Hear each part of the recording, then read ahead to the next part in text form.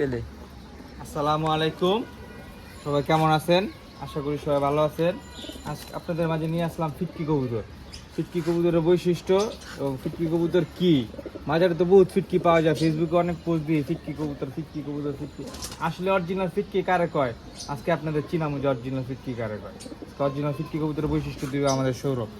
বা ফিটকি কবুতরের বৈশিষ্ট্য কি? মূলত এই যে দুইটা কবুতরের যে কালার, হ্যাঁ ভাই, ঠিক আছে, কালার আর চোখের গঠন, হুম মানে কবুতরটি মানে একটু খুব মনোযোগ দিয়ে দেখলেই বোঝা যাবে, মানে নর্মাল দুই চারটা কবুতরের থেকে ব্যতিক্রম।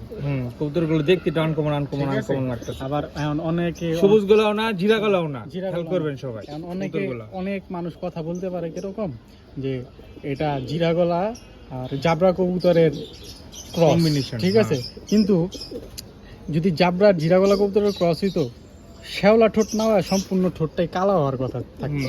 আর চারিতে যাই আমরা